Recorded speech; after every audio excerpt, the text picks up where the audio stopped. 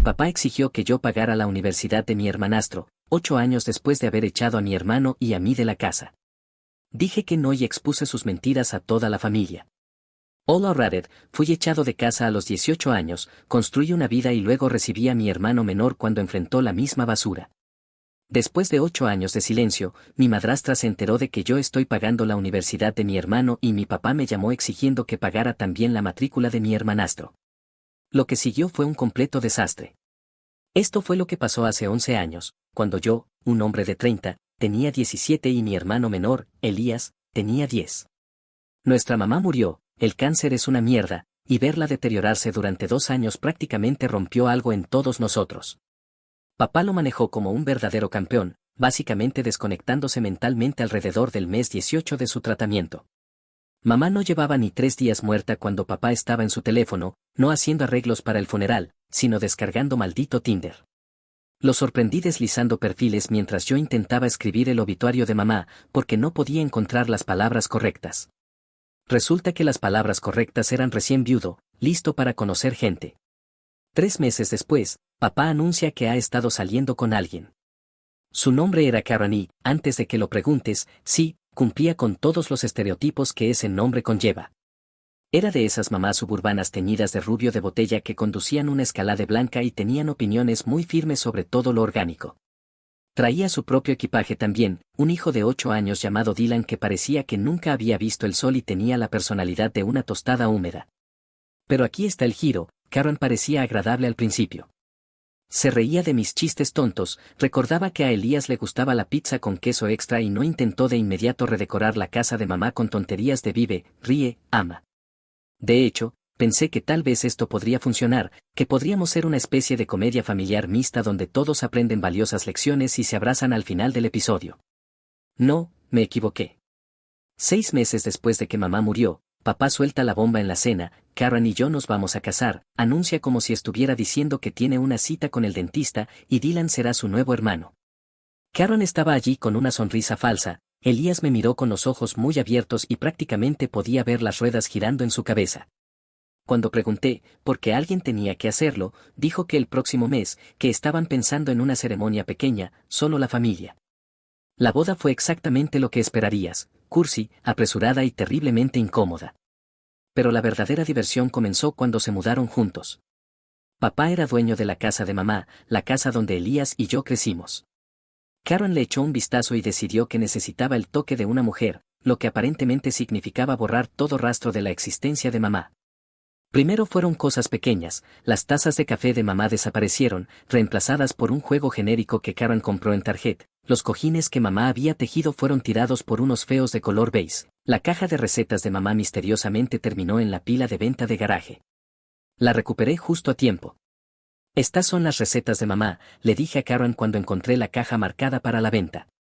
Oh, pensé que como yo hago toda la cocina ahora, dijo con un encogimiento de hombros inocente que no engañó a nadie. Sí, pues pensaste mal. Me llevé la caja a mi cuarto y nunca la dejé fuera de mi vista otra vez. Pero las recetas eran solo el comienzo. Luego vinieron las fotos. Karen empezó a reorganizar los álbumes, lo que significaba que cualquier foto de mamá terminaba relegada a cajas en el ático. Las fotos familiares en la repisa de la chimenea, de repente, todas mostraban a la nueva familia mixta, con mamá borrada de la historia. Y Dylan fue el niño dorado desde el primer día. Ese chico no podía limpiarse solo sin recibir una ovación de pie. Suspendía un examen de matemáticas, Dylan es más del tipo creativo. Rompía algo, los accidentes pasan. Mientras tanto, si Elías se olvidaba de poner sus platos en el lavavajillas, era un caso federal.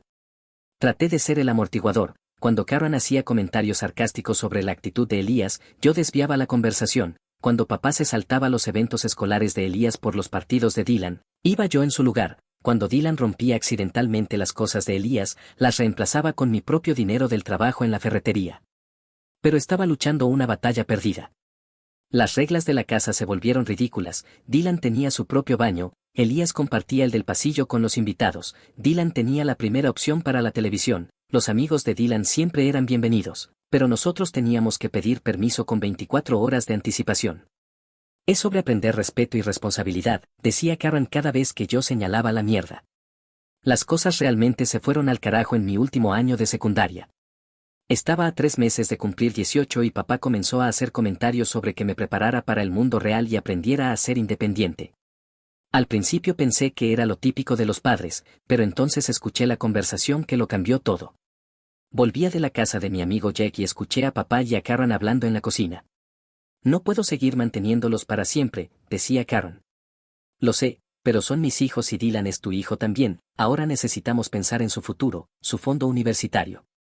No puedes seguir dividiendo recursos entre 3 chicos cuando uno de ellos ni siquiera es realmente tuyo. Me quedé allí en el pasillo con el corazón latiendo fuerte. Mi propio padre estaba discutiendo echarme como si fuéramos compañeros de piso no deseados. Fue entonces cuando me di cuenta de que ya no éramos familia, éramos obstáculos para la fantasía de familia nuclear perfecta de Karen. Y papá estaba dispuesto a sacrificar a su propia sangre para hacer feliz a su nueva esposa. Subí sigilosamente las escaleras y encontré a Elías en su habitación haciendo la tarea. Me miró cuando entré y debo haber tenido la cara como si hubiera visto un fantasma, porque de inmediato preguntó qué pasaba. ¿Cómo se explica que el hombre que se supone debe protegerte esté conspirando activamente para deshacerse de ti? Nada, amigo, le dije sentándome en su cama, solo prométeme algo, ¿de acuerdo? Pase lo que pase, sabes que siempre puedes contar conmigo, siempre. Él asintió, confundido pero confiado. ¿Te vas a ir?, preguntó. No pude responder. En mi cumpleaños número 18, Karen hizo la cena, la comida favorita de Dylan, naturalmente, y había un pastel incómodo con feliz cumpleaños escrito con glaseado barato de supermercado. Papá me dio una tarjeta con $50 y me pidió que me quedara después de la cena. Hijo, ahora eres un hombre, es hora de empezar a abrirte camino en el mundo. Tu madre y yo siempre planeamos que, una vez que ustedes cumplieran 18, se volvieran independientes, forjar carácter. ¿Qué estás diciendo exactamente, papá? Es hora de que encuentres tu propio lugar, tu propio trabajo, y empieces tu vida adulta. Así que me estás echando de casa el día de mi cumpleaños número 18. Te estoy lanzando a la adultez, hay una diferencia. Claro que la había. Para el fin de semana, así tienes tiempo de arreglar tus cosas. Subí a mi cuarto y llamé a Jack. Contestó al segundo timbrazo. Tío, ¿qué pasa? Jack, necesito un favor, uno grande. 20 minutos después, Jack y su padre, Tom, estaban en mi puerta. Tom era todo lo que mi padre no era, estable, confiable, el tipo de hombre que entrenaba a los niños en la liga infantil no por la gloria, sino porque los niños necesitaban modelos positivos. Cuando mamá estaba enferma, Tom había sido quien me llevaba a las prácticas cuando papá estaba demasiado ocupado con el trabajo. Jake y yo habíamos sido mejores amigos desde que teníamos 7 años. Su madre solía bromear diciendo que deberían adoptarme, ya que pasaba más tiempo en su casa que en la mía. Después de que mamá murió, esa broma empezó a sentirse menos como una broma y más como una predicción. Así que tu padre te está echando 3 meses antes de que termines la secundaria porque cumpliste 18, dijo Tom después de que le expliqué la situación. Es para forjar carácter, respondí, y hasta yo podía escuchar la amargura en mi voz. Tom miró a Jack y luego volvió a mirarme. Empaca tus cosas, te quedarás con nosotros hasta que averigües qué hacer. Pasé los siguientes 3 días trasladando mis cosas a la casa de Jack. Papá me ayudó a cargar cajas a mi coche, actuando todo servicial y apoyador, como si me estuviera haciendo un favor. Karen hizo un gran espectáculo de tristeza por verme ir, pero la vi midiendo mi habitación con una cinta métrica el día antes de que me fuera, probablemente planeando la expansión de Dylan a una suite. La peor parte fue dejar a Elías. Mi hermanito estaba en la entrada tratando de no llorar y yo me sentí la peor basura del mundo por abandonarlo, pero ¿qué opción tenía? Tenía 18 años, $300 y ningún derecho legal para llevarlo conmigo. No será para siempre, le dije, te llamaré todos los días y pase lo que pase, ¿me lo dices, ok? Él asintió secándose los ojos. ¿Seguirás viniendo a mis partidos de béisbol? A cada uno, le prometí. Jake y yo nos graduamos juntos en mayo. Papá apareció, tomó fotos, actuó orgulloso para las cámaras, pero cuando otros padres hablaban de planes universitarios, papá estaba desaparecido. La universidad debía empezar en otoño. Había sido aceptado en la universidad estatal, con notas decentes, nada espectacular pero lo bastante buenas. El problema era que mi fondo universitario aparentemente había desaparecido. Cuando mamá murió, papá afirmó que no quedaba nada después de los gastos médicos, pero de alguna manera el futuro de Dylan seguía siendo brillante y bien financiado. Así que, en lugar de asistir a la orientación para novatos, estaba llenando solicitudes de trabajo. 4 años y medio, eso fue lo que me tomó abrirme camino en la universidad mientras trabajaba a tiempo completo y veía a mi hermanito borrarse poco a poco de su propia familia. 4 años y medio de comida de microondas, bebidas energéticas y 3 horas de sueño cuando tenía suerte. Conseguí un puesto en un almacén cargando camiones de 5 de la mañana a 1 de la tarde, luego conducía al otro lado de la ciudad para trabajar en una gasolinera Shell de 3 de la tarde a 11 de la noche, 7 días a la semana. Jaque estaba en la universidad estatal, viviendo en las residencias, haciendo lo que hace un universitario normal. Nos veíamos cuando nuestros horarios coincidían, pero podía ver cómo se alejaba, no intencionalmente, simplemente vivíamos en mundos distintos ahora. Él se preocupaba por exámenes parciales y fiestas de fraternidad, yo me preocupaba por pagar el alquiler y mantener las luces encendidas. Sus padres, Tom y Linda, nunca me hicieron sentir una carga, pero sabía que no podía vivir en su sótano para siempre, así que encontré un pequeño estudio de mierda, unos 300 pies cuadrados con carácter y un baño que compartía con lo que fuera que viviera en las paredes, por $400 al mes. Pero era mío.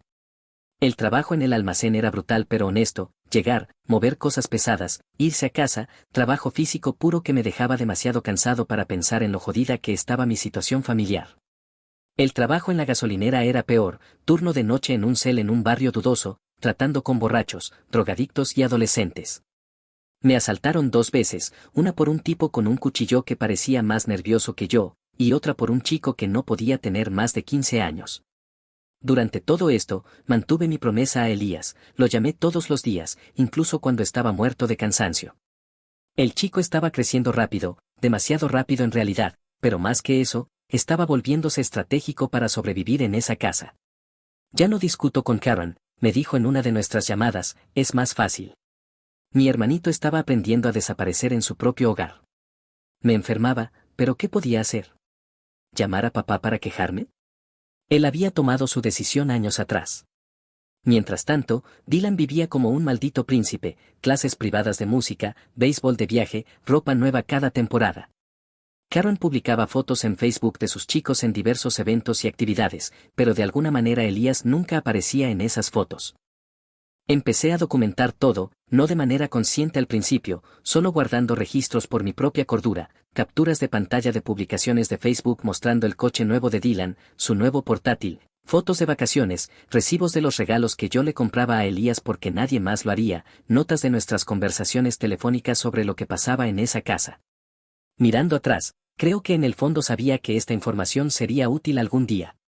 El colegio comunitario comenzó en enero, había ahorrado lo suficiente para la matrícula a tiempo parcial y los libros, apenas sobrevivía con hamburguesas del menú de $1 y café de gasolinera. Estudiaba en mi coche durante los descansos y me dormí en la biblioteca más veces de las que puedo contar. Era agotador y deprimente, pero completamente valioso, porque cada crédito aprobado era una prueba de que papá estaba equivocado sobre mí. La universidad no era solo escuela para mí, era una vía de escape. Mis notas no eran perfectas, pero eran consistentes, notable bajo y en la lista del decano durante 3 semestres, nada mal para alguien que estudiaba en el baño de una gasolinera. Durante una de nuestras llamadas, Elías me contó sobre la fiesta de cumpleaños número 16 de Dylan. Papá le compró un coche, dijo intentando sonar casual, un Camaro, nuevo, un maldito Camaro, para un chico que nunca ha trabajado un solo día en su vida. Mientras tanto, yo conducía un Honda del 2003 con 300.000 millas y una luz de check engine encendida desde hace tanto que le había puesto nombre. Mi cumpleaños se acerca, dijo en voz baja, no espero un coche ni nada, pero tal vez. No terminó la frase, no tenía que hacerlo, ambos sabíamos que no habría coche ni fiesta ni nada parecido a lo que Dylan había recibido. Así que empecé a ahorrar para el cumpleaños número 18 de Elías esa misma noche, cada dólar extra, cada propina de la gasolinera, cada lata o botella de vuelta iba a un frasco etiquetado como Fondo de Libertad de Elías, porque tenía la sensación de que cuando mi hermanito cumpliera 18 recibiría el mismo discurso que yo. Me gradué un jueves de diciembre, no en la ceremonia tradicional de primavera, había tomado clases todo el año para terminar antes. Tom y Linda vinieron a la ceremonia, gritando más fuerte que nadie cuando crucé el escenario. Jack también estaba allí, orgulloso de su amigo que de alguna manera lo había logrado. Papá no vino, ni siquiera sabía que me graduaba, de hecho, como no habíamos hablado en 2 años, luego me enteré de que Elías le había preguntado al respecto, mencionándole que su hermano terminaría la universidad pronto, y la respuesta de papá fue, bien por él. Eso fue todo. Pero, ¿sabes qué? Al diablo con él, no me gradué para obtener su aprobación, me gradué por mí, por Elías y por mamá, sabía que ella estaría orgullosa. Las ofertas de trabajo empezaron a llegar durante mi último semestre, las habilidades que desarrollé al compaginar dos trabajos y la universidad eran exactamente lo que buscaban las empresas de logística. Acepté un puesto en Meridian Supply Solutions con un salario inicial de $45,000, beneficios de salud y plan de jubilación con aportación equivalente, se sintió como ganar la lotería. Mi primer apartamento real fue de una habitación, en un barrio decente, tenía una cocina completa, un baño que no requería compartir y ventanas que realmente se abrían. El ascenso a analista senior llegó después de 18 meses, con otros $15,000 adicionales, era bueno en este trabajo, realmente bueno. Cuando cumplí 25, ganaba $75,000 y acababa de ser ascendido a gerente regional, con mi propia oficina, mi propio equipo y el respeto de ejecutivos el doble de mi edad. Y a través de todo eso seguí llamando a Elías, viéndolo crecer como un joven inteligente y resistente, que había aprendido a sobrevivir en una casa donde no era querido. 3 meses antes de su cumpleaños número 18 me mudé a un lugar más grande, de 2 habitaciones, en un buen distrito escolar, todo lo que un chico necesitaría para terminar la secundaria y comenzar la universidad el día que cumpliera 18 y descubriera que la definición de independencia de papá seguía igual de torcida la segunda vez. Llevaba meses esperando esa llamada, de hecho, me había estado preparando para ella durante 7 años, pero cuando mi teléfono sonó a las 11:47 de la noche y vi el nombre de Elías en la pantalla, el estómago se me encogió. Lo hizo, dijo Elías antes de que pudiera siquiera saludar, su voz era firme, pero podía oír el dolor detrás. El mismo discurso que te dio a ti. Estaba sentado en mi sala y, por un segundo, volví a tener 18 años, sentado en la cocina de papá siendo echado a la calle. Él se rió, Karen estuvo de pie detrás de él todo el tiempo, asintiendo como una maldita muñeca de resorte. Por supuesto que estaba allí, Karen había estado planeando este momento durante años, igual que había planeado el mío. Papá dijo que tengo hasta el domingo para hacer arreglos. Domingo, 3 días. Al menos yo había tenido una semana. Empaca tus cosas, le dije, voy a buscarte. No tienes que. Ni de broma que no, no te vas a quedar en esa casa ni un minuto más de lo necesario. Hubo silencio al otro lado, y por un momento pensé que la llamada se había cortado, luego lo escuché llorar, tal vez por primera vez desde que mamá murió. Pensé que tal vez sería diferente, dijo, tal vez porque mantuve la cabeza baja, saqué buenas notas, nunca causé problemas, tal vez él realmente querría que me quedara. Y ahí estaba, lo que me rompió, después de todo lo que papá y Karen le habían hecho, alguna parte de Elías todavía esperaba su aprobación. Escúchame, le dije, esto no tiene que ver contigo, esto tiene que ver con que él elige a su nueva familia sobre nosotros. Conduje hasta allí esa noche con mi camioneta y con Jack. Sí, Jack, aún mi mejor amigo después de todos estos años, cuando lo llamé y le expliqué lo que estaba pasando, no dudó, igual que la última vez que se lo pedí. Igual que la última vez, llegamos a la casa a medianoche, todas las luces estaban apagadas excepto la ventana de Elías. El coche de papá estaba en la entrada, la escalade de Karen aparcada detrás, como siempre. Elías nos esperaba con 3 bolsas de basura y una caja de cartón, 7 años de su vida en esa casa. Y todo cabía en la caja de mi camioneta con espacio de sobra. ¿Seguro de esto?, preguntó Jack mientras cargábamos las bolsas, no hay vuelta atrás una vez que nos vayamos. Elías miró la casa, luego nos miró a nosotros, no hay nada a lo que volver. Chico inteligente, había entendido en unos pocos años lo que a mí me tomó 18 aprender. Condujimos de regreso a mi casa en silencio. Ya había preparado el dormitorio extra, cama, escritorio, cómoda, todo lo que un estudiante de último año de secundaria necesitaría. Hablé con el distrito escolar sobre la transferencia de sus expedientes y me aseguré de que pudiera terminar su último año sin interrupciones. Cuando llegamos a mi apartamento, se quedó en medio de la sala mirando alrededor. Vaya, esto está pasando de verdad, dijo. Sí, está pasando de verdad, ¿tienes hambre? Terminamos pidiendo pizza a las 2 de la mañana y quedándonos despiertos hasta el amanecer hablando, no sobre papá o Karen o el desastre que habíamos dejado atrás, sino sobre el futuro, sobre todas las posibilidades que se abrían cuando no vivías caminando sobre cáscaras de huevo todo el tiempo. A la mañana siguiente le puse las reglas básicas, las mismas que Tom Mellor me había dado cuando me mudé con ellos: mantente fuera de problemas, ayuda en la casa, mantén tus calificaciones. Si haces eso, podrás concentrarte en ser un chico, en lugar de trabajar en 3 empleos como hice yo. Quiero conseguir un trabajo, dijo Elías, quiero contribuir. No tienes que. Quiero hacerlo, insistió, nunca he tenido mi propio dinero, quiero saber lo que se siente. Así que consiguió trabajo en un restaurante local limpiando mesas los fines de semana. Durante 8 años, 8 malditos años, no tuvimos contacto alguno con papá, Karen y Dylan, silencio total, como si nunca hubieran existido, y sinceramente estábamos mejor así. Elías terminó la secundaria con un promedio de 3.9, ingresó a la universidad estatal con una beca académica, no una beca completa pero suficiente para cubrir la mayor parte de la matrícula. Le dije que yo me encargaría del resto, que debía concentrarse en los estudios y no preocuparse por el dinero. ¿Seguro?, preguntó. La universidad es cara. También lo es la terapia, respondí, y prefiero pagar tu educación que pagarle a alguien para que escuche tus quejas. Él se rió, pero yo hablaba en serio, cada dólar que gastaba en su universidad era un que te jodan a la filosofía de papá. Durante esos 8 años seguí subiendo en la escala laboral, de gerente regional pasé a gerente de distrito, luego a vicepresidente de operaciones. A los 30 ganaba 6 cifras y tenía una oficina en una esquina con vistas. Conocí a Sarah en 2021, era directora de marketing, la conocí por trabajo, inteligente, divertida y completamente indiferente a las tonterías corporativas. Cuando le conté sobre mi situación familiar, no intentó arreglarla ni sugirió reconciliación, simplemente dijo, su pérdida y lo decía en serio. Sarah quería a Elías como al hermano menor que nunca tuvo, lo ayudó a elegir clases, le enseñó a conducir un coche manual, lo molestaba sobre su vida amorosa como una verdadera hermana mayor. Por primera vez desde que mamá murió, nos sentimos como una verdadera familia otra vez. Entonces, de alguna manera, se enteraron de que yo estaba pagando la universidad de Elías. La llamada llegó un lunes por la tarde, mi asistente interrumpió una reunión con un cliente, lo siento, pero tienes una llamada de alguien que dice ser tu madrastra, dice que es urgente. Me disculpé y tomé la llamada. Hola. Hola, soy Karen, espero que estés bien. Tras unas charlas incómodas fingiendo que le importaba, soltó, por cierto, escuché que estás pagando la matrícula de Elías, es muy considerado de tu parte. Sabes, tu hermano Dylan empieza la universidad en otoño y nos preguntábamos si estarías dispuesto a ayudar con su matrícula también. Tuve que dejar el teléfono un segundo y mirarlo, a ver si lo entiendo bien, ¿quieres que yo, el hijo al que tu esposo echó hace 8 años, pague la educación universitaria del chico que él decidió quedarse? Bueno, dicho así. ¿De qué otra forma podría decirlo, Karen?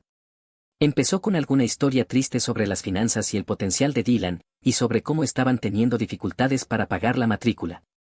Mientras hablaba, yo pensaba en el camarón de Dylan, sus viajes a Disney, la renovación de la cocina. La respuesta es no, dije, me alegra pagar la educación de mi hermano, no voy a pagar la de Dylan. ¿Cómo puede ser tan cruel? Él también es tu hermano, estás siendo irrazonable. Colgué antes de que terminara la frase. Me quedé en mi oficina, mirando el horizonte de la ciudad y empecé a reír. La absoluta audacia de esta gente nunca dejaba de sorprenderme. Luego vino el viejo, llamó el mismo día y fue directo al grano, vas a pagar la matrícula de Dylan, te guste o no, no puedes ponerte en nuestra contra en cuanto tienes dinero, ¿entiendes? Seguimos siendo tu familia y no lo permitiré.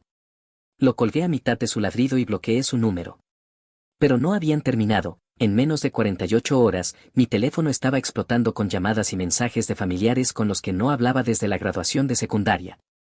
De repente, cada tía, tío y primo tenía opiniones muy firmes sobre mi egoísmo.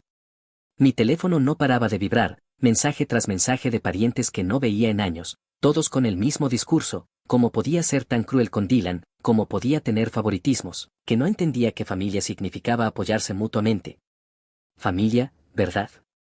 El mejor vino de mi prima Michelle, sobrina de papá, con quien no hablaba desde el funeral de mamá, no puedo creer que estés siendo tan mezquino, Dylan no eligió esta situación más que tú, es solo un chico intentando ir a la universidad, ahora tienes éxito, ¿por qué no puedes ayudarlo?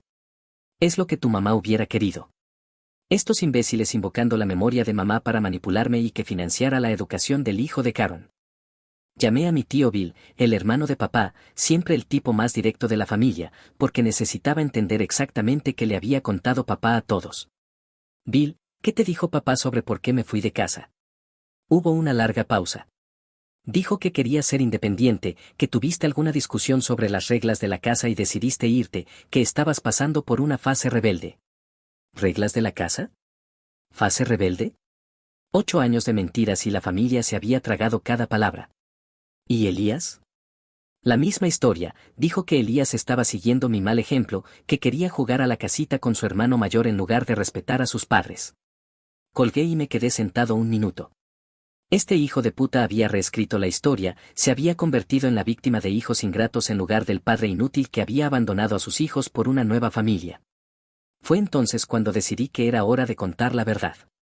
Organicé una videollamada grupal con la familia extendida, envié invitaciones a todos los que me habían estado sermoneando sobre mi egoísmo y les dije que quería aclarar algunos malentendidos. 15 personas se conectaron. Cuando todos estuvieron en pantalla, lo solté, ya que parece que hay confusión sobre lo que pasó hace 8 años, déjenme aclararlo. Yo no elegí irme, papá me echó. Lo mismo le pasó a Elías. No nos escapamos, nos tiraron a la basura. Podías escuchar una aguja caer.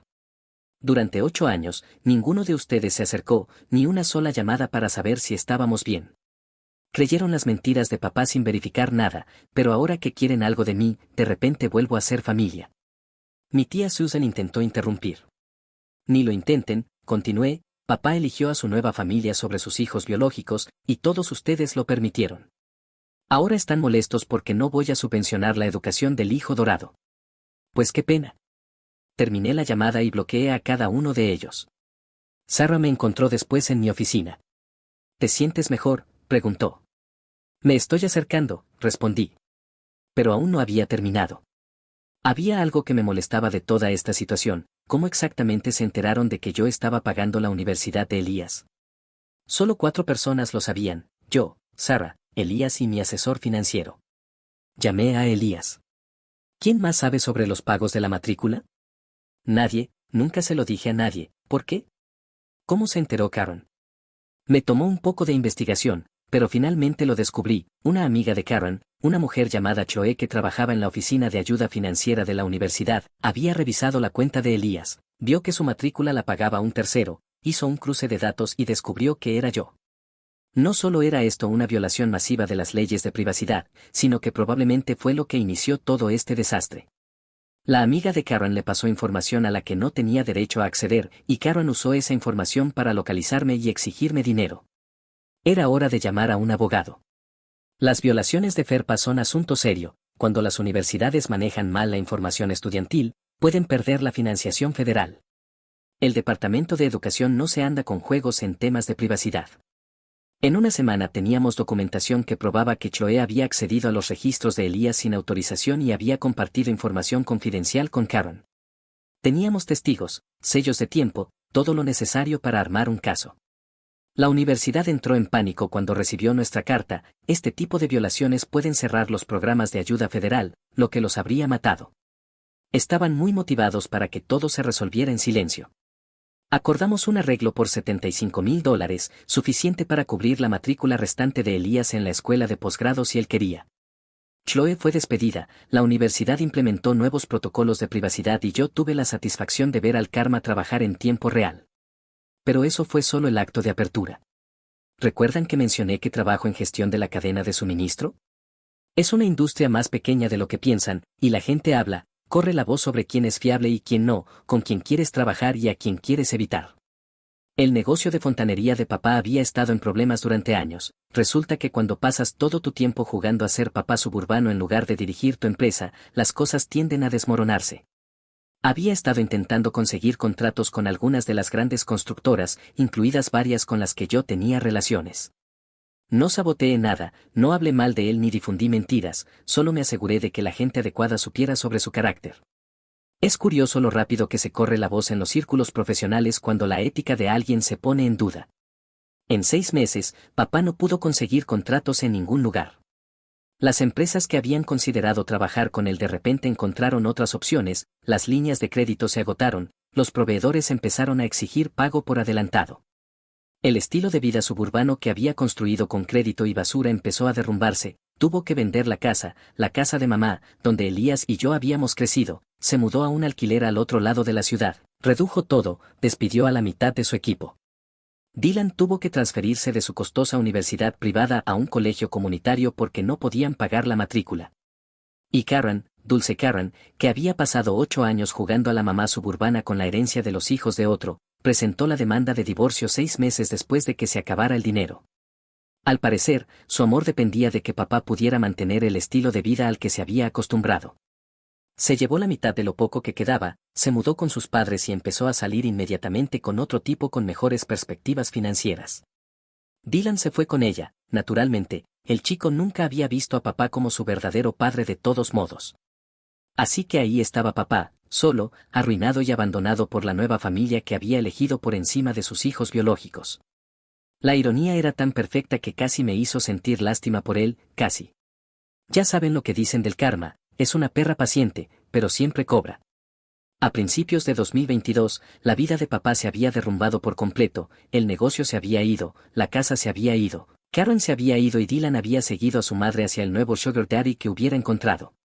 Papá estaba trabajando como empleado por primera vez en 20 años, viviendo en un apartamento de mala muerte y probablemente preguntándose en qué momento todo salió mal. Debería haberme sentido satisfecho. El hombre que había echado a sus propios hijos para jugar a la casita con su familia de reemplazo había recibido exactamente lo que se merecía, pero aún quedaba una última pieza por caer. Verás, había estado documentando todo durante 8 años, cada desprecio contra Elías, cada publicación en Facebook sobre los logros de Dylan mientras ignoraban los de su hijastro, cada reunión familiar a la que no fuimos invitados. Tenía pruebas desde el día en que me echaron de casa. ¿Por qué? Porque, en el fondo, una parte de mí sabía que llegaría este momento. La llamada llegó un domingo por la tarde. Estaba en casa con Sarah, preparando la cena y hablando sobre nuestros planes para el fin de semana, cuando vi el número de papá en mi teléfono. Casi no contesté, no habíamos hablado en 8 años, no desde el día en que recogí a Elías. Pero ganó la curiosidad. Hola, hijo, su voz sonaba más vieja, cansada. Esperaba que pudiéramos hablar, hijo. En ese momento yo volvía a ser su hijo otra vez. ¿Sobre qué? Sobre la familia, sobre arreglar las cosas. Puse el teléfono en altavoz para que Sarah pudiera escuchar, levantó una ceja pero no dijo nada. Sé que cometí errores, continuó papá, sé que las cosas se complicaron después de que tu madre muriera y tal vez no manejé la situación perfectamente, pero somos familia, eso tiene que significar algo. ¿Complicado? Así es como lo llamaba ahora. ¿Qué quieres? Quiero recuperar a mis hijos. Ah, tenía que tener mucho descaro. Pausa larga. Mira, pensé que estaba haciendo lo correcto, enseñándoles responsabilidad, ayudándoles a convertirse en hombres. Tal vez mis métodos fueron equivocados, pero mis intenciones eran buenas. Claro, hablemos de sus intenciones. ¿Y ahora qué ha cambiado? Otra pausa. Me estoy haciendo mayor, he perdido todo, no quiero perder también a mis hijos. Ahí estaba, había perdido todo lo demás, así que ahora nos quería de vuelta. Papá, déjame preguntarte algo, en los 8 años desde que nos echaste, ¿cuántas veces llamaste para saber cómo estábamos? Silencio. ¿Cuántas veces viniste a los eventos escolares de Elías? Más silencio. ¿Cuántos cumpleaños recordaste, cuántas fiestas nos invitaste a pasar juntos? Pensé que no querían tener nada que ver conmigo. Éramos niños, papá, era tu trabajo mantener la relación, no el nuestro. Lo escuché respirar al otro lado, probablemente tratando de encontrar la forma de darle la vuelta. Sé que no fui perfecto, dijo al final, pero estoy dispuesto a enmendarme. Podemos empezar de nuevo, dejar el pasado atrás. Como si 8 años de abandono fueran agua pasada. ¿Y qué pasa con Dylan?, pregunté. Forma parte de esta reunión familiar. Dylan, bueno, Dylan está con su madre ahora. Esto es sobre nosotros, sobre mi verdadera familia ahora. Elías y yo éramos su verdadera familia. Qué curioso cómo de pronto cambian las cosas cuando te abandonan. Lo pensaré, le dije. Por supuesto, tómate todo el tiempo que necesites. Colgué y miré a Sarah, estaba negando con la cabeza. No estarás considerando esto en serio, dijo. No, pero quiero ver hasta dónde está dispuesto a llegar. Durante las siguientes semanas papá siguió llamando, dejando mensajes de voz sobre la familia, los arrepentimientos y las ganas de arreglar las cosas. Incluso envió una tarjeta a Elías, la primera tarjeta de cumpleaños que mi hermano había recibido de él en 8 años. Elías la trajo a mi casa, todavía en el sobre. La abrió, tarjeta genérica de cumpleaños de farmacia con una nota escrita a mano que decía lo siento por todo, te extraño, con amor, papá. ¿Qué vas a hacer?, me preguntó. Fue cuando le conté sobre la documentación que había estado guardando. Le voy a dar lo que quiere, le dije, una reunión familiar, pero será en nuestros términos. Llamé a papá la semana siguiente. He estado pensando en lo que dijiste, le dije. Me alegra tanto oír eso, hijo. Claro que hay condiciones. Lo que necesites. Primero, Elías y yo queremos un desglose completo de qué pasó con el dinero del seguro de vida de mamá y con nuestros fondos universitarios. Pausa. Bueno, eso es complicado, hubo facturas médicas. Tenemos copias de las pólizas de seguro de mamá, sabemos cuánto recibiste, queremos saber dónde fue a parar. Pausa más larga. Ese dinero se usó para gastos familiares. El coche de Dylan fue un gasto familiar. No veo cómo reabrir el pasado nos va a ayudar a avanzar. Segunda condición, queremos que le digas a toda la familia extendida la verdad sobre lo que pasó, todo, sin más mentiras sobre que nosotros elegimos irnos. Hijo, yo, no creo que eso sea necesario. Esas son las condiciones, desglose financiero completo y reconocimiento público de lo que hiciste. Tómalo o déjalo. Se tomó un tiempo para pensarlo y me llamó 3 días después. De acuerdo, dijo, acepto tus condiciones. Bien, nos vemos el próximo domingo. El domingo por la tarde Sarah y yo fuimos al apartamento de papá. Estaba en un complejo que había visto tiempos mejores, él abrió la puerta luciendo más viejo de lo que era, con el aspecto general de un hombre vencido por la vida. El apartamento era pequeño, estrecho, amueblado con cosas de ventas de garaje. Nos sentamos en su mesa de cocina y saqué una carpeta. El desglose financiero que prometiste, le dije. La abrió y su cara se puso pálida, documentos del seguro, extractos bancarios, registros que mostraban exactamente cómo se había gastado el dinero del seguro de mamá, el coche de Karen, el equipo de Dylan, los viajes a Disney. ¿Cómo conseguiste esto? Son registros públicos. La pregunta es, ¿por qué el dinero del seguro de mamá pagó el camarón de Dylan en lugar del fondo universitario de Elías? Estaba intentando unir a las familias, pensé que si trataba a Dylan como a mi propio hijo. Ya tenías 2 hijos, intervino Sarah. La segunda parte del trato era decir la verdad a la familia extendida. Bien, porque ya les envié esto. Le mostré el correo en mi teléfono, cronología completa, documentación, capturas de pantalla, todo lo que había estado guardando durante 8 años. Lo leyó, su cara poniéndose cada vez más blanca. No, no, esto me arruinará. No, papá, tú te arruinaste solo, ahora vives con las consecuencias, igual que Elías y yo tuvimos que hacer cuando nos echaste. Me levanté y fui hacia la puerta. Espera, llamó papá, ¿y lo de ser familia otra vez? Pensé que teníamos un acuerdo. Dejamos de ser familia el día que nos elegiste a ellos sobre nosotros, si creías que podíamos volver a jugar a la familia después de todos estos años, estabas equivocado. Pero me estoy disculpando ahora, vamos, hijo, no seas tan cruel. Estoy negociando, hay una diferencia. Sarah y yo nos fuimos, dejándolo sentado en su mesa plegable, rodeado por las pruebas de sus fracasos. La reacción de la familia extendida a mi correo fue rápida y predecible, los que me habían sermoneado sobre valores familiares de repente se quedaron muy callados, algunos intentaron llamar con disculpas débiles, pero la mayoría simplemente fingió que el correo nunca había ocurrido. Mi abuelo llamó 3 días después. Te debo una disculpa, dijo, debí haberme preocupado por ustedes. Sí, debiste hacerlo. ¿Hay algo que pueda hacer ahora? Nada que importe, demasiado poco, demasiado tarde. No discutió. Bien. Elías leyó toda la documentación, vio las débiles respuestas de la familia y simplemente se encogió de hombros. No me sorprende, dijo, dejé de esperar algo de ellos hace años. Papá intentó llamar unas cuantas veces más en los meses siguientes, pero nunca contesté. ¿Qué quedaba por decir? Le había dado la reunión familiar que quería, solo que no de la forma en que la había imaginado. Lo último que supe de él fue por Jake, cuya madre se lo encontró en el supermercado, estaba trabajando en 2 empleos, intentando salir de las deudas, viviendo solo en ese triste apartamento. ¿Qué puedo decir? El karma es una perra. Mi hijo dijo que soy patético, con razón mamá me dejó por Greg. Ahora Greg está en prisión y mi hijo quiere mi ayuda. Hola Rader, probablemente esto sea largo, pero necesito sacarlo de mi pecho. Soy Rick, hombre de 55 años, y todo este lío comenzó hace aproximadamente 16 años cuando me divorcié de mi exesposa Tara. Nuestro hijo Evan tenía 12 años en ese momento y honestamente pensé que estábamos manejando las cosas bastante bien para un niño de padres separados.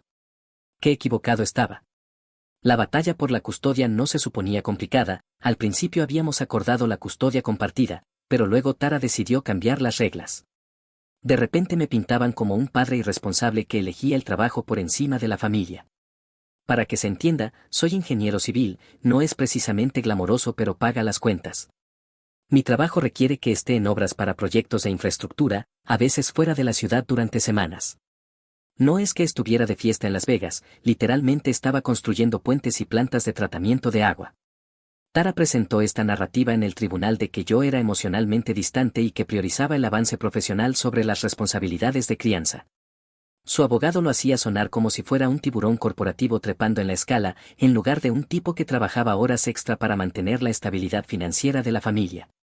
El juez lo creyó en parte y terminé con la custodia de fines de semana alternos más algunos días festivos.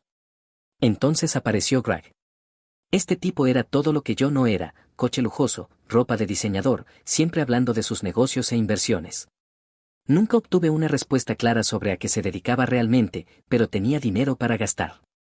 Mientras yo recogía a Evan en mi camioneta de trabajo aún polvorienta de las obras, Greg llegaba en un BMW hablando de viajes de fin de semana a estaciones de esquí. La primera señal de alerta debió ser cuando Evan empezó a llegar a mi casa con una nueva actitud hacia mi trabajo. Antes le parecía genial que yo construyera las cosas que veía por la ciudad. Pasábamos por un puente en el que había trabajado y se lo señalaba a sus amigos, mi papá construyó eso, y me llenaba de orgullo. Intenté recordarle cómo antes presumía de mi trabajo, solías presumir ante tus amigos de los puentes que construí, le dije. Me contestó sin siquiera levantar la vista del teléfono, deja de vivir en el pasado, eres patético, con razón mamá te dejó por Greg. Luego siguió diciendo que Greg le había dicho que las personas exitosas trabajan desde casa y siempre están presentes para la familia, como si el horario flexible de Greg lo convirtiera en el modelo de paternidad. Lo que realmente me dolía era lo calculado que parecía. Evan llegaba a las visitas ya de mal humor, como si alguien le hubiera dado razones para enfadarse antes de entrar por la puerta. Planeaba actividades que antes disfrutábamos juntos y él se pasaba todo el tiempo hablando de cómo la versión de Greg sería mejor. Greg tenía esta manera de meterse en cada conversación. Yo recogía a Evan para el fin de semana y Greg salía al coche para saludar, siempre con algún comentario sobre que mi camioneta necesitaba un lavado o que acababa de reservar unas vacaciones que sonaban increíbles, cosas sutiles pero claras para dejarme ver que pensaba que estaba mejorando la situación de Evan. Empecé a llevar un cuaderno con las cosas que Evan decía durante las visitas, pensando que quizá podría encontrar patrones o detonantes. La mayoría eran actitudes típicas de adolescente, pero algunos comentarios eran demasiado específicos para ser coincidencia. Mencionaba cosas sobre mi personalidad o estilo de crianza que sonaban como observaciones de adultos, no quejas de un niño. No eres muy sociable, papá, fue una que se me quedó grabada. Evan de 12 años nunca había hablado así, sonaba exactamente a algo que Tara diría durante una de nuestras peleas. Luego empezaron las llamadas perdidas. Yo llamaba para decir buenas noches entre semana y de repente Evan estaba en la ducha, haciendo tareas o en práctica. Tara me enviaba mensajes con estas actualizaciones como si me estuviera haciendo un favor, pero el momento siempre era demasiado conveniente. Intenté hablar con otros padres divorciados en el trabajo, pero la mayoría tenían situaciones distintas, o sus exesposas eran más cooperativas o sus hijos eran mayores cuando se separaron. Nadie había lidiado con esta cosa de reemplazo sistemático que yo veía. Mi amigo Carlos me sugirió que documentara todo, momentos en que Evan parecía aleccionado, cosas específicas que decía y que no sonaban como suyas, patrones en su comportamiento. Viendo hacia atrás, probablemente fue un buen consejo, pero yo aún esperaba que todo se calmara por sí solo. Para cuando Evan cumplió 16, nuestra relación estaba colgando de un hilo. El golpe final llegó cuando cumplió 18 y legalmente cambió su apellido del mío al de Greg. Ni siquiera me avisó. Me enteré cuando llegó por correo el anuncio de su graduación con el nombre Evan Morrison en lugar de Evan Richardson. Eso me golpeó distinto, como recibir un puñetazo en el estómago mientras alguien te sonreía. 18 años siendo su padre y me reemplazó por el nombre de un tipo que lo había conocido solo 6 años.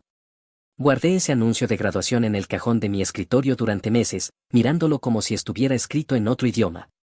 Seguí intentándolo un año más, pero cada intento era recibido con frialdad o abierta hostilidad. Las llamadas iban al buzón, los mensajes recibían una palabra o nada, los regalos de cumpleaños y Navidad no eran reconocidos. Finalmente entendí que estaba librando una guerra que había perdido años atrás.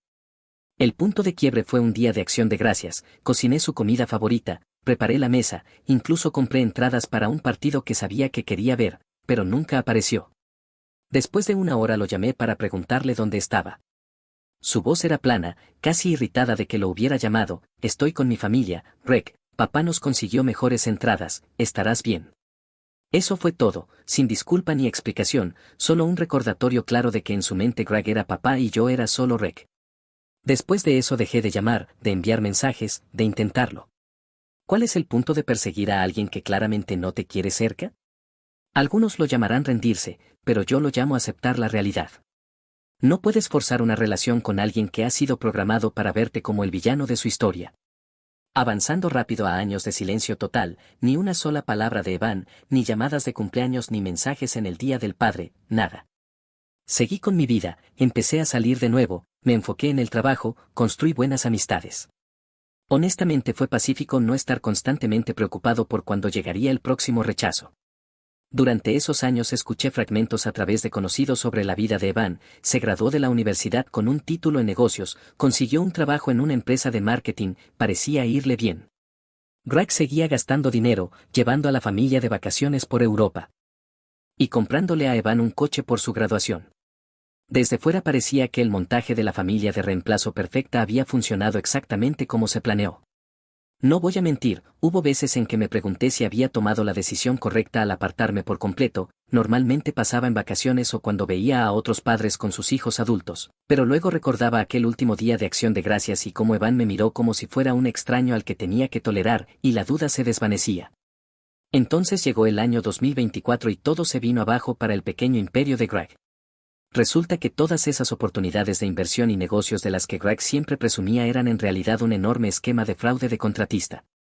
El tipo aceptaba depósitos para proyectos de construcción, usaba el dinero para financiar su estilo de vida y luego se declaraba en bancarrota cuando llegaba el momento de hacer el trabajo. Estamos hablando de millones de dólares y docenas de familias que perdieron los ahorros de toda su vida. Todo el esquema era bastante sofisticado, por lo que escuché, Greg se enfocaba en parejas jubiladas que querían renovar sus casas, ofrecía precios razonables para que firmaran el contrato y luego usaba sus depósitos para financiar proyectos anteriores que estaban retrasados. Era un clásico esquema Ponzi, solo que con piscinas y remodelaciones de cocinas en lugar de rendimientos de inversión. Lo que lo hacía peor era como Greg apuntaba a comunidades específicas, conseguía un cliente satisfecho en un vecindario y luego lo usaba como referencia para conseguir 5 contratos más en la misma calle. La gente confiaba en él porque sus vecinos lo recomendaban, sin saber que el proyecto de ese vecino estaba siendo financiado con sus propios depósitos. Todo se desmoronó rápidamente, agentes federales, incautación de bienes, todo el paquete. Greg pasó de BMW y viajes de esquí a un mono naranja y prisión federal. El karma es algo increíble. Admito que sentí cierta satisfacción al escuchar la noticia del arresto de Greg, no porque la gente hubiera perdido dinero, esa parte fue terrible para las víctimas, sino porque el tipo que pasó años actuando como si fuera mejor que todos resultó ser un delincuente común. Todo ese estilo de vida ostentoso se construyó robando a jubilados. Aproximadamente un mes después del arresto de Greg, me enteré por mi hermana que Tara había sufrido un derrame cerebral. El estrés de la situación legal, el desastre financiero, la atención mediática, todo le pasó factura. Falleció 2 semanas después sin volver a despertar. Voy a ser honesto, no sentí mucho por la muerte de Tara, tal vez eso me haga parecer frío, pero ella pasó años envenenando mi relación con mi hijo. Me sentí mal por Evan al perder a su madre, pero no iba a fingir que teníamos alguna conexión significativa que valiera la pena llorar. Aproximadamente 3 semanas después del funeral, mi teléfono vibró con un mensaje de texto de un número que no reconocí, pero supe quién era antes de abrirlo. Hola, soy Evan, necesito hacerte unas preguntas sobre bancarrota corporativa y títulos de propiedad, ¿podemos hablar?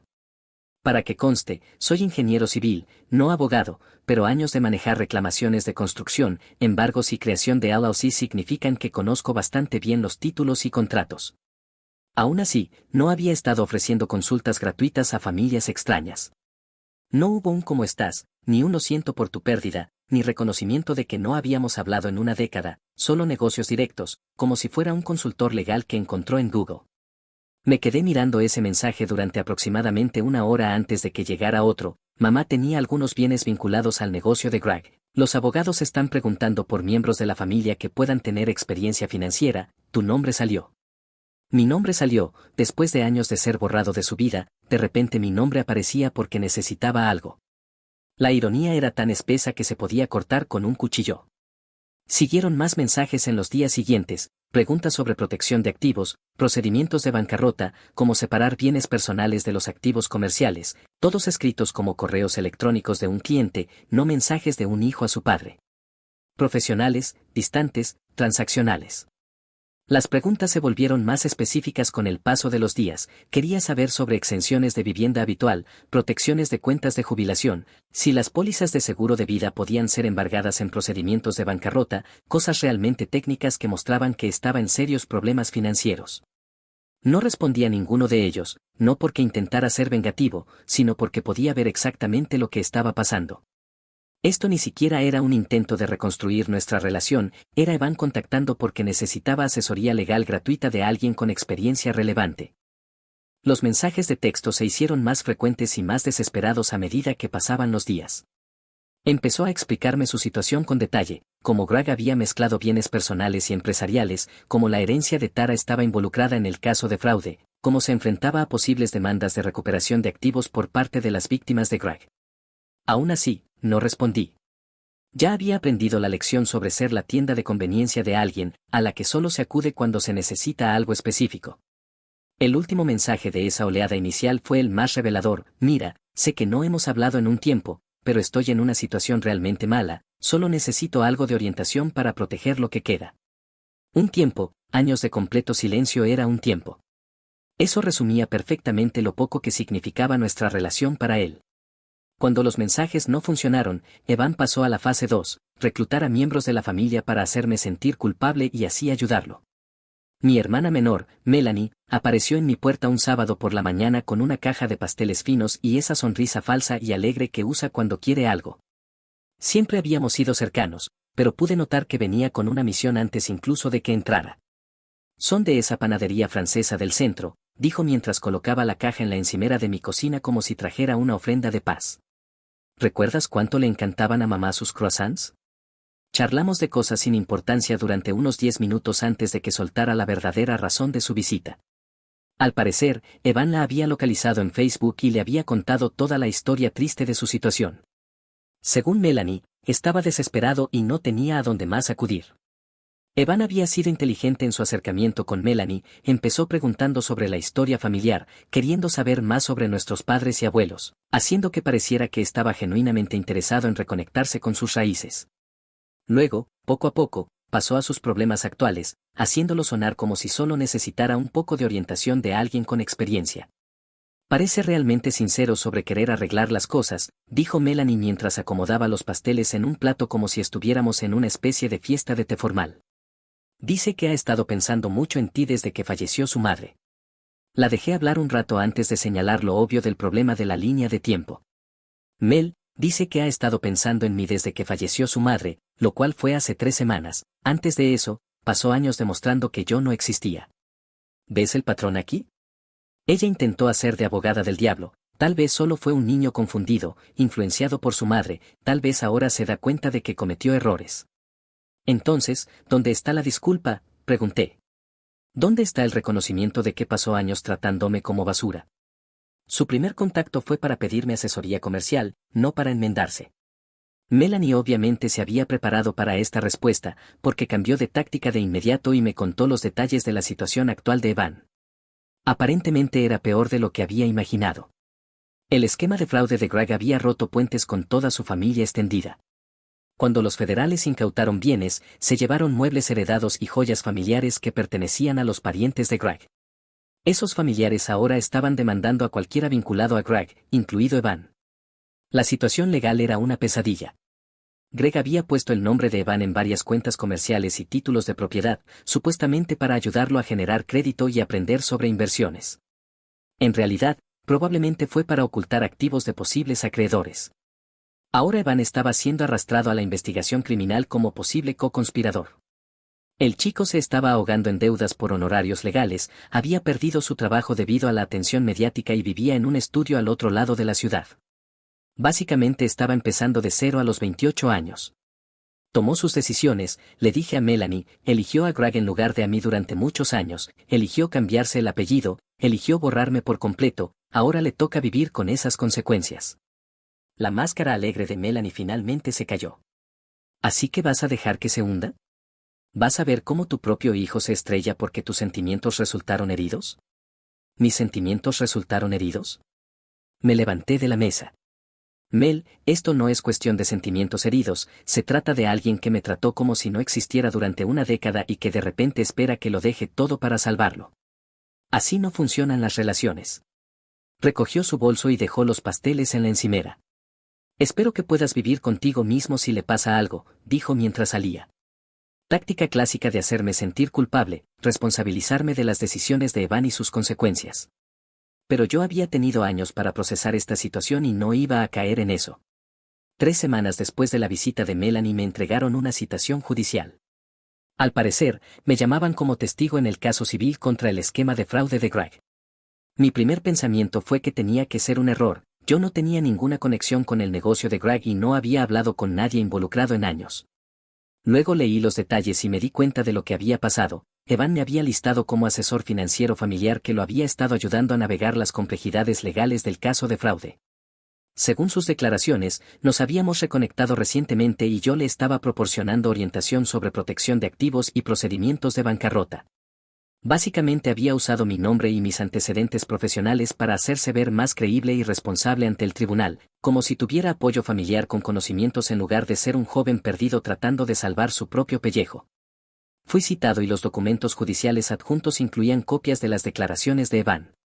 Leerlos fue como ver a alguien reescribir la historia en tiempo real. Afirmaba que habíamos estado en contacto regular desde la muerte de su madre y que yo había sido fundamental para ayudarlo a comprender las implicaciones legales del fraude de Greg.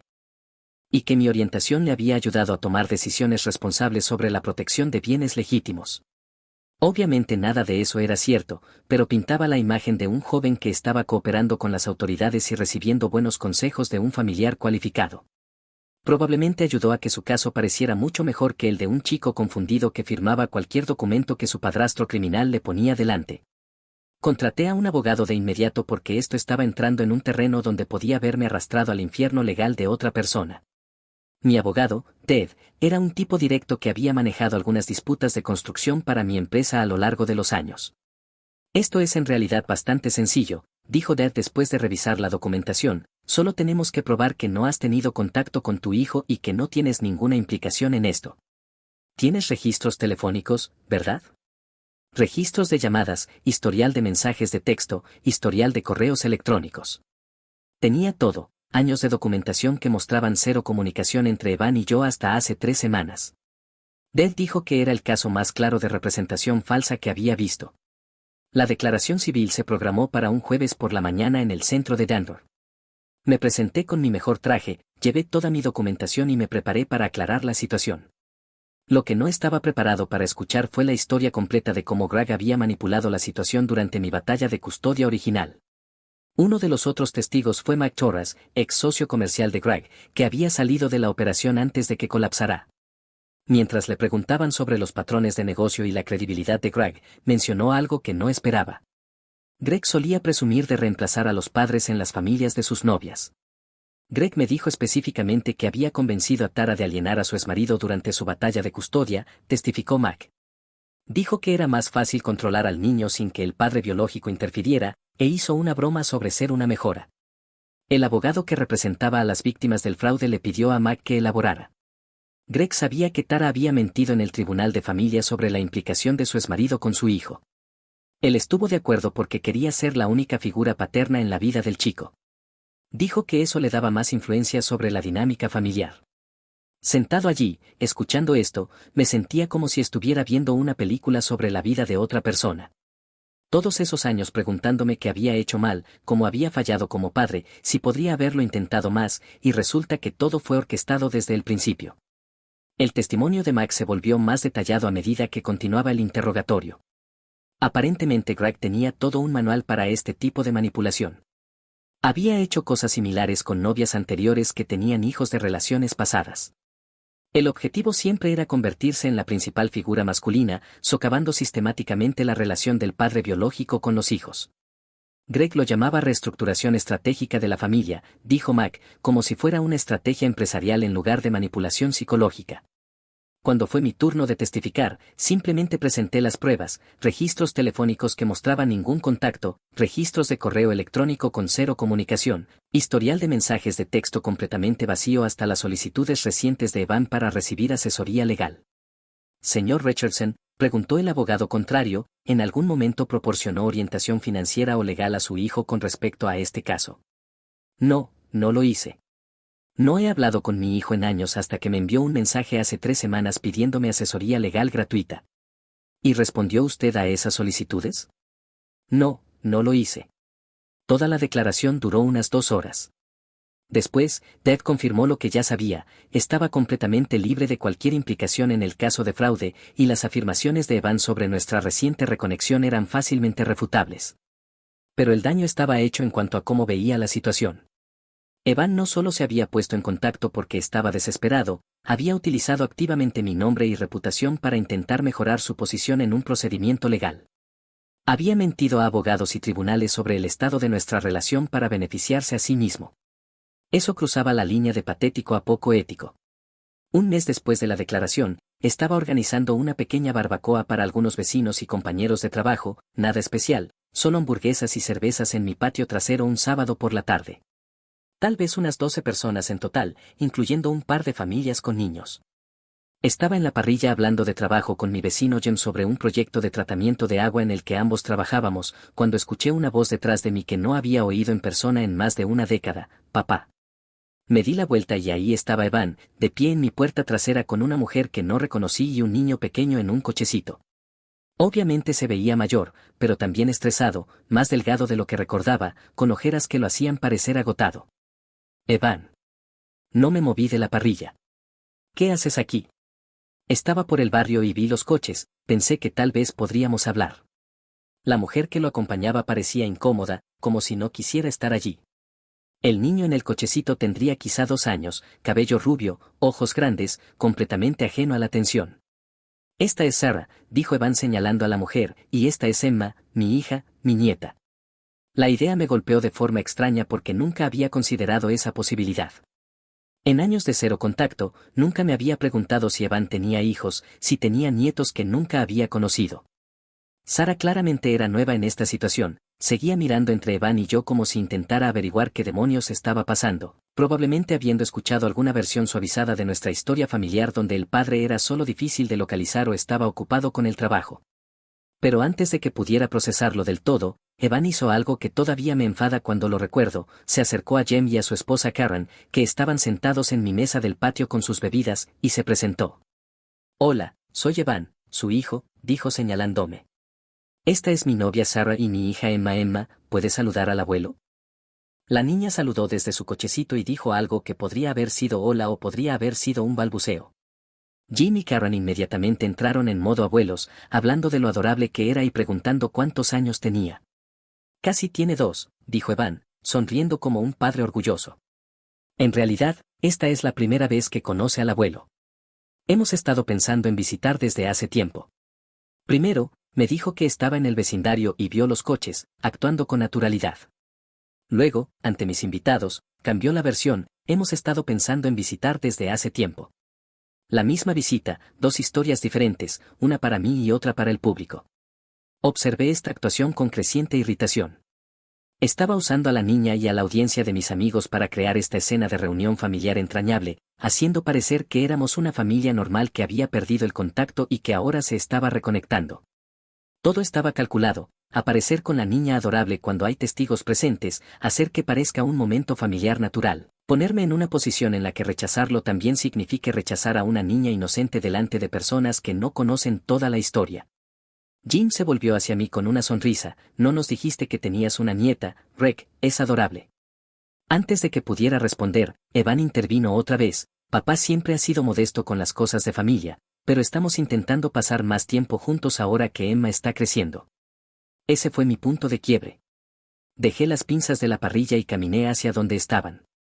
En realidad, dije lo suficientemente alto para que todos escucharan: esta es la primera vez que veo a Evan en más de muchos años, no tenemos una relación y no soy el abuelo de esta niña en ningún sentido significativo. El patio quedó en silencio absoluto.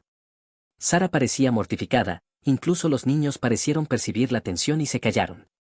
Vamos, papá, dijo Evan intentando salvar la situación, no hagas esto incómodo.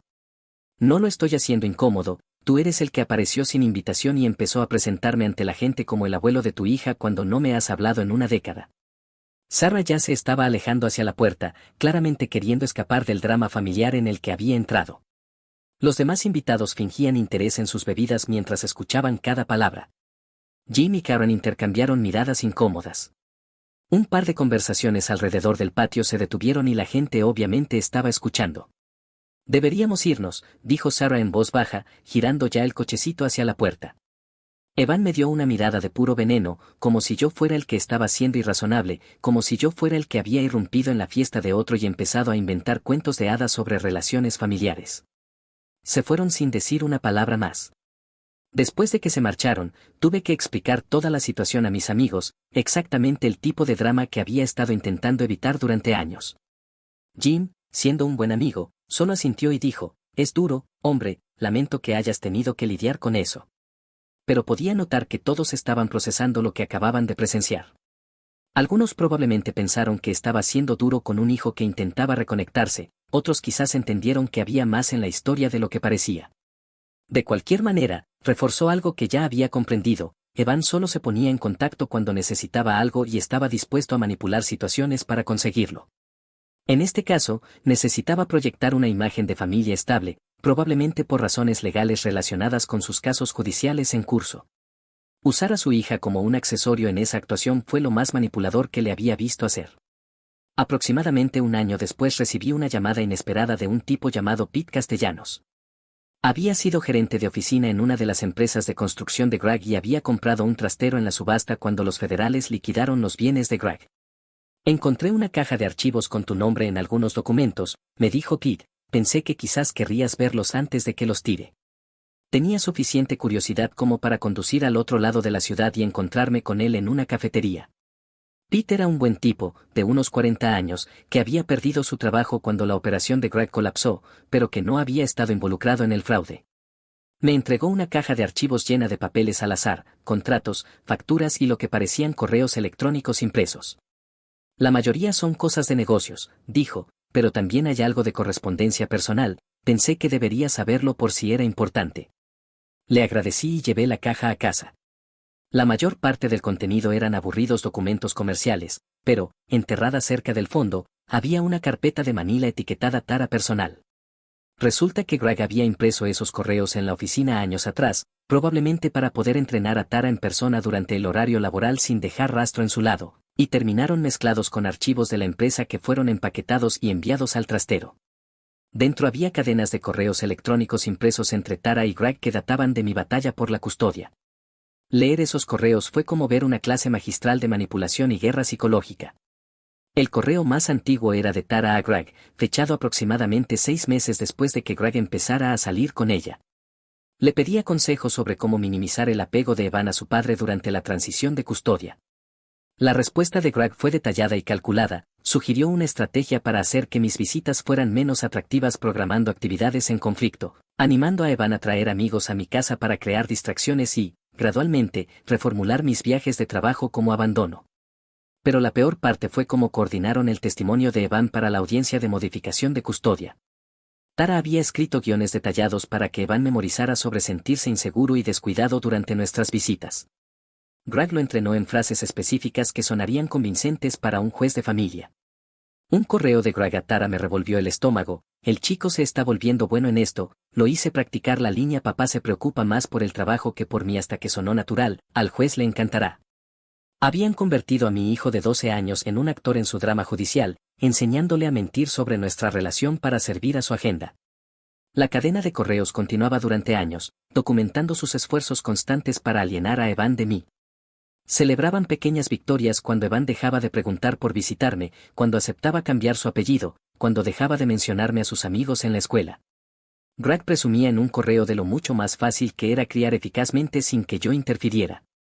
Escribió sobre moldear a Evan para que compartiera sus valores y prioridades, tratando a mi hijo como un proyecto a completar. Había instrucciones específicas sobre cómo manejar mis intentos de mantener el contacto. Tara debía filtrar todas las llamadas y dar excusas sobre por qué Evan no podía hablar. Si yo sugería actividades para nuestros fines de semana juntos, ella debía programar eventos en conflicto que sonaran más atractivos. La clave es hacer que piense que su padre es aburrido y poco fiable, escribió Greg en un correo. El chico naturalmente gravitará hacia quien haga su vida más emocionante. Incluso tenían estrategias para manejar los regalos que enviaba, en lugar de simplemente guardarlos, esperaban unos días y luego hacían que Evan los donara a una organización benéfica, explicándole que realmente no necesitaba más cosas y que prefería ayudar a niños menos afortunados. Eso me hacía parecer egoísta por intentar comprar su afecto, mientras ellos parecían generosos y socialmente conscientes. El último correo electrónico de la cadena era de justo antes de que Evan cumpliera 18. Tara estaba preocupada de que, una vez que Evan se convirtiera en adulto, pudiera reconectarse conmigo por su cuenta. Greg la tranquilizó diciendo que el condicionamiento psicológico era permanente y que Evan nunca me vería como algo más que una molestia biológica. Me senté en mi cocina leyendo esos correos hasta las 2 de la madrugada, sintiendo una mezcla de rabia y reivindicación.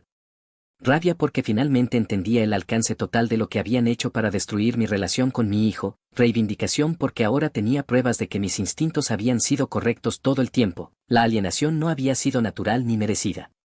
Hice copias de todo y guardé los originales en una caja de seguridad.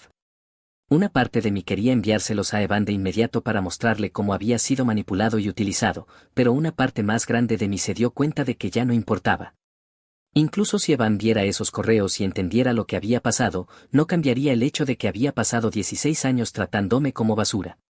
No desharía los cumpleaños olvidados, el cambio de apellido, la década de silencio. No restauraría la relación que habíamos perdido. El daño ya estaba hecho y saber quién era el responsable no lo hacía doler menos. 2 meses después de leer los correos, mi teléfono se iluminó una noche de martes. Evan estaba llamando, el primer intento real de conversación en más de una década, a pesar de aquellos mensajes de texto que había enviado unos meses antes. Su mensaje de voz fue breve: papá, necesito hablar, es importante, llámame. No devolví la llamada. 3 mensajes de voz más siguieron durante la semana siguiente, cada uno sonando más desesperado que el anterior. Finalmente pasó al correo electrónico. La línea de asunto era sobre los correos de Pete. Al parecer, Pete le había mencionado que me había dado la caja de documentos y Evan había atado cabos. Su correo era más largo que cualquier comunicación que había recibido de él desde que era adolescente. Escribió sobre descubrir que Greg y su madre lo habían manipulado durante la batalla de custodia, sobre darse cuenta de que sus recuerdos de mí estando ausente o sin interés podrían no ser precisos, sobre sentirse confundido y enfadado y no saber qué creer. No sé qué es real, escribió. Tengo estos recuerdos de que no aparecías, de que no te importaba, de que elegías el trabajo por encima de mí, pero si mamá y Greg mentían sobre otras cosas, tal vez mentían sobre eso también. Necesito que me ayudes a entender qué pasó realmente. Era lo más honesto que me había dicho jamás y probablemente lo más cercano a una disculpa que iba a recibir, pero aún así no era suficiente, porque incluso si Tara y Greg habían plantado las semillas, Evan había pasado años regándolas. Tomó la decisión de borrarme por completo como adulto, tomó la decisión de cambiarse el apellido, tomó la decisión de mantener cero contacto durante una década. Más importante aún, su patrón de solo ponerse en contacto cuando necesitaba algo no había cambiado. No me contactó para reconstruir nuestra relación o porque extrañara tener un padre, me contactó porque estaba confundido sobre su pasado y quería que le ayudara a aclararlo. Yo seguía siendo solo un recurso para usar cuando le convenía.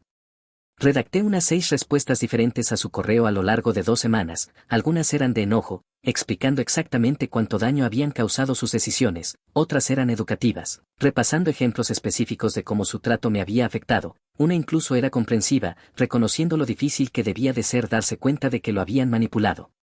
Pero al final no envié ninguna, porque la verdad era más simple que todo eso, había terminado. No enfadado, no amargado, simplemente terminado. No se puede reconstruir una relación con alguien que solo reconoce que existes cuando su red de seguridad se derrumba. No se puede confiar en que alguien que pasó años tratándote como un extraño se convierta de repente en familia otra vez cuando le conviene. Evan había tomado sus decisiones durante 16 años, eligió a Greg sobre mí, eligió la versión de Tara de los hechos en lugar de mantener el contacto, eligió borrarme de su vida por completo. Esas decisiones tenían consecuencias, y una de esas consecuencias fue que, cuando su mundo se vino abajo, tuvo que enfrentarlo sin el apoyo de un padre. Mantuve su correo en mi bandeja de entrada durante aproximadamente un mes y luego lo moví a una carpeta llamada Historia Antigua, junto con todos sus otros intentos de contacto. Cada pocos meses recibo actualizaciones a través de Melanie sobre cómo le va, al parecer ahora tiene un trabajo estable, se mudó a un apartamento mejor e incluso empezó a salir con alguien nuevo. Me alegra que esté reconstruyendo su vida, de verdad, pero su éxito o fracaso ya no es mi responsabilidad, y su sanación emocional no es un trabajo que me corresponda facilitar. A veces la gente me pregunta si me arrepiento de no haber respondido a su correo, si me pregunto qué podría haber pasado si le hubiera dado otra oportunidad. La respuesta es no. Algunos puentes se queman tan a fondo que intentar reconstruirlos solo hace perder el tiempo a todos. Evan quería que le explicara lo que realmente pasó durante su infancia, para ayudarle a distinguir entre recuerdos reales y fabricados, pero la realidad es que lo que realmente pasó no importa tanto como lo que él eligió hacer al respecto como adulto. Eligió tratarme como si no existiera durante años, así que, cuando su vida se complicó y necesitó una figura paterna para ayudarle a procesar su trauma, yo elegí dejar que lo resolviera por su cuenta. Me parece justo.